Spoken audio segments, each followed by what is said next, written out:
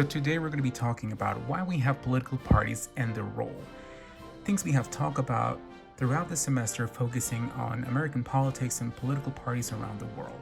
So one thing we've learned is that our founding fathers fought this incredible war for freedom, and they were opposed to the idea of political parties. But there was one little problem. They didn't leave instructions on how to govern without parties.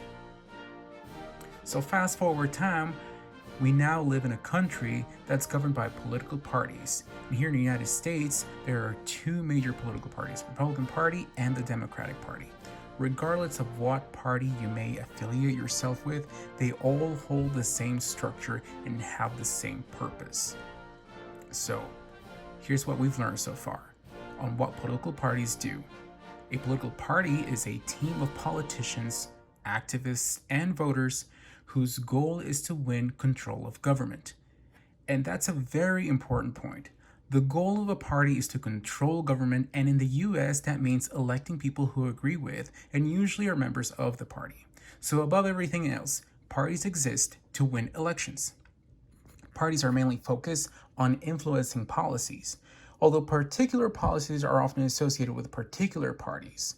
So there are three basic reasons on why we have political parties. One is to facilitate collective action, and in the electoral process, given that parties exist to win elections. This is probably the main reason why we have them.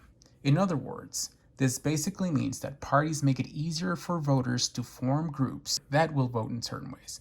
For example, Republican candidates support a more friendly agenda towards businesses. So if you're a businessman, you may affiliate yourself with the Republican Party.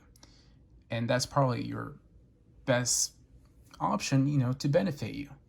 Now, same concept goes, let's say, if you're pro-choice. In this case, the Democratic Party tends to support that kind of agenda, and therefore, you'll find yourself identifying or affiliating yourself with the Democratic Party. So, duh. A second reason given for forming political parties is that they facilitate policy making. This reason applies to elected members who belong to a political party and not voters. Another reason we have political parties is to deal with the problem of politicians' ambition. According to this idea, parties provide a structure or maybe even a career ladder for politicians so that they are not always acting in their own self-interest. Another thing we learn throughout the course is that things that political parties do, there are 5 specific things that political parties focus on, and that is 1. Recruit candidates. 2. Nominate a candidate. 3. Get out the vote. 4. Facilitate electoral choice. And 5. Influencing national government. Well, now that we've talked about the things that we've touched throughout this course of political parties, one of the things that I found most interesting was party affiliation and the role it plays when it comes to making a decision to cast a ballot. Those of us who are well informed or maybe a little bit informed within the world of politics tend to make decisions based on policies and laws or specific things that politicians or political parties tend to offer. However, when it comes to making a decision in casting a ballot, the majority of Americans are not as well informed and make decisions based on the little information they see on the news, or in this case, in most cases, I should say, Facebook.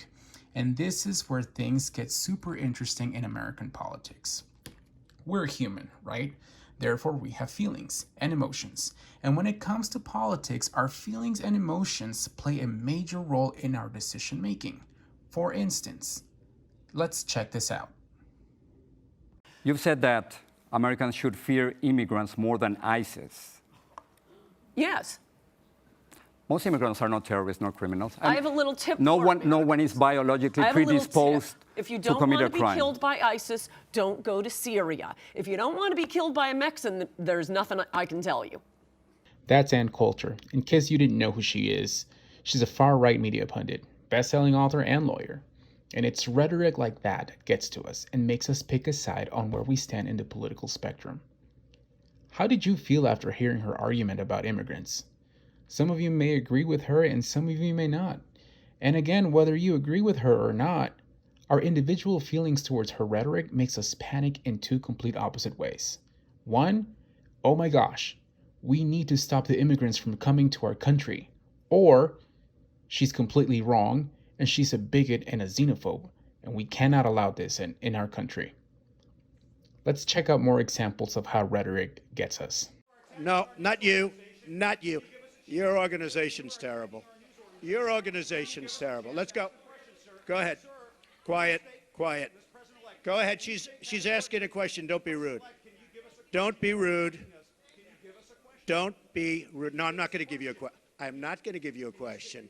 You are fake news. He would like us to forget the words, "Give me your tired, your poor, your huddled masses yearning to breathe free." Not one! Not my president! Trump's not one! Not my president! We're all immigrants! We're all immigrants! You got everything straight up and down the line. You got climate change. You got the Iran deal. You got gay rights. You got mass deportations.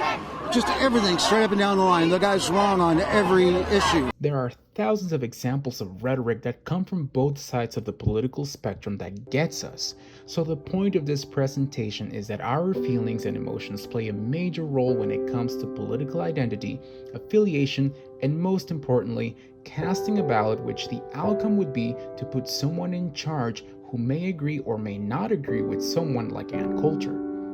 I think in our time, we may be seeing more political activity and awareness due to social media that triggers our emotions and feelings. And the question is, where are we heading if we see this pattern not stopping anytime soon? Are we going to have more radical leaders in our future? Or are we going to become more active and aware in making thoughtful and responsible decisions when it comes to political identity and voting? Regardless of the outcome, let's not forget one important thing.